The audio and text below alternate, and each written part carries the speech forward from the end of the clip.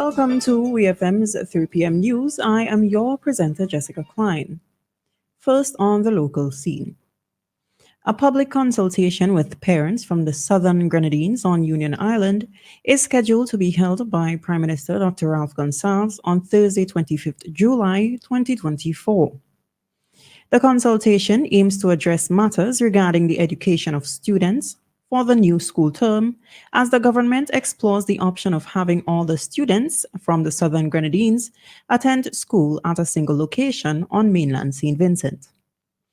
There are approximately 450 students who attend the Mary Hutchinson Primary School, the Stephanie Brown Primary School, and the Union Island Secondary School.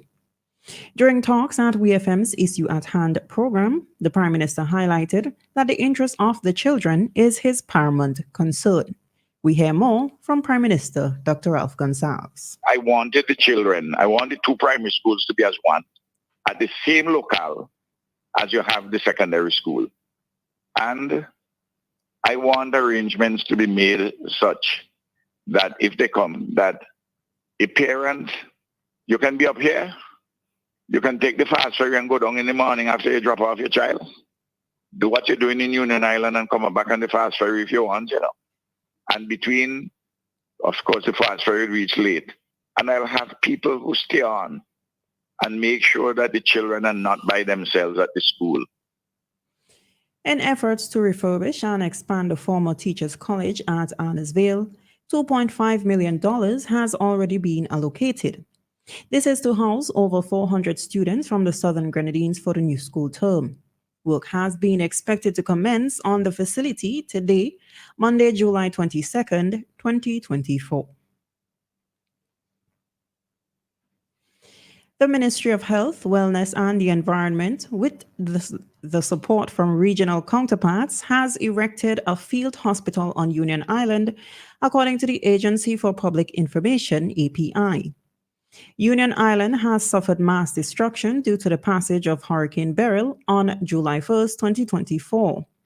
A short release on API's official Facebook page stated that the facility has 40 beds and other amenities. Earlier this month, Prime Minister Dr. Ralph Gonsalves disclosed that the government had the field hospital in stock. The field hospital is a temporary hospital or mobile medical unit that takes care of casualties on site before they can be safely transported to more permanent facilities. Still on the local scene, farmers, fisherfolk, and personnel in the hospitality sector are set to benefit from income support, according to the Minister of Finance, Camilo Gonsalves.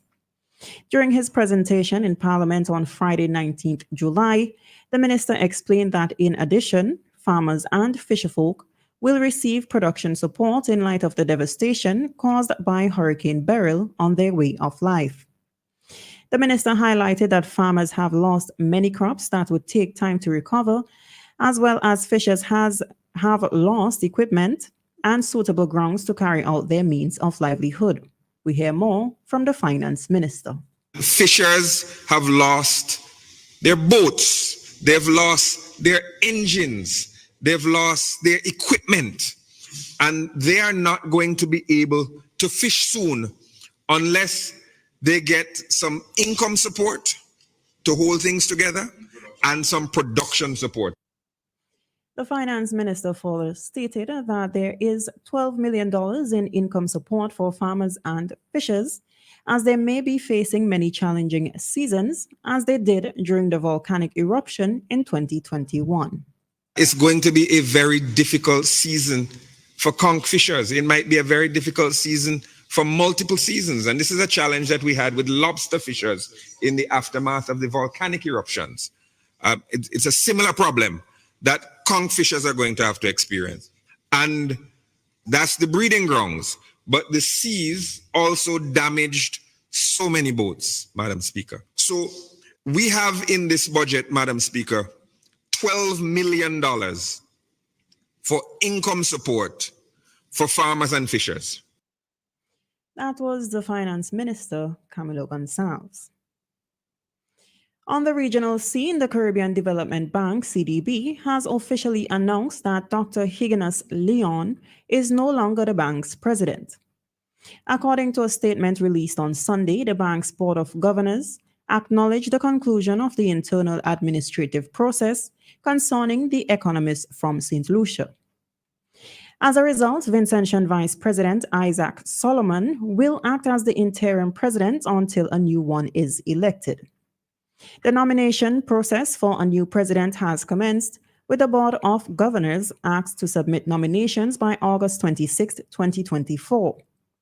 The election is expected to be finalized in October 2024. Dr. Leon tendered his immediate resignation in April after his lawyers from St. Lucia expressed his belief that he would not receive fair treatment following his administrative leave in January. Dr. Leon, the sixth president of the CDB, was elected for a 5-year term at a special meeting on January 19, 2021. He assumed office on May 4, 2021, overseeing a team of 200 employees.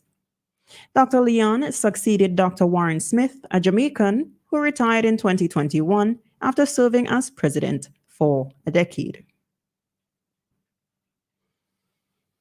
Opposition Senator Ryan Walters in Barbados has expressed concern over the government's handling of $1.3 billion climate resilience funding and what he describes to be a lack of transparency on how these acquired resources are used to combat climate change.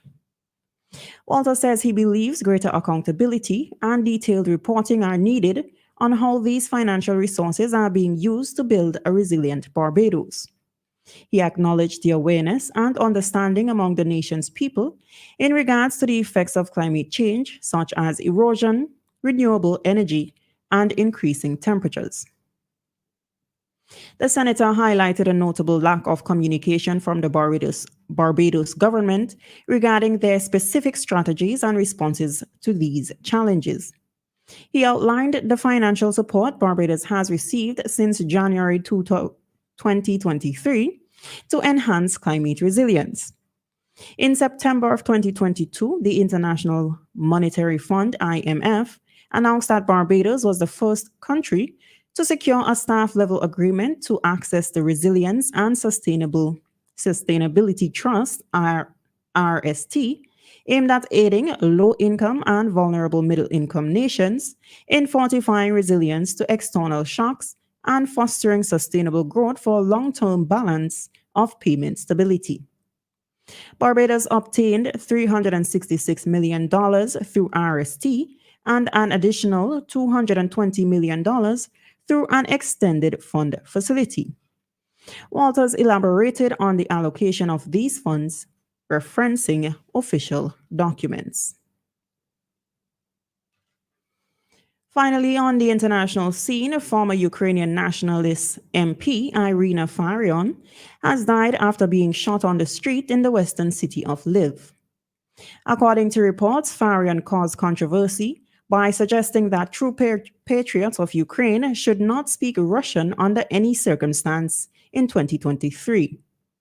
An investigation has since been launched into the killing of the 60-year-old linguistic professor in what police believe is a targeted attack.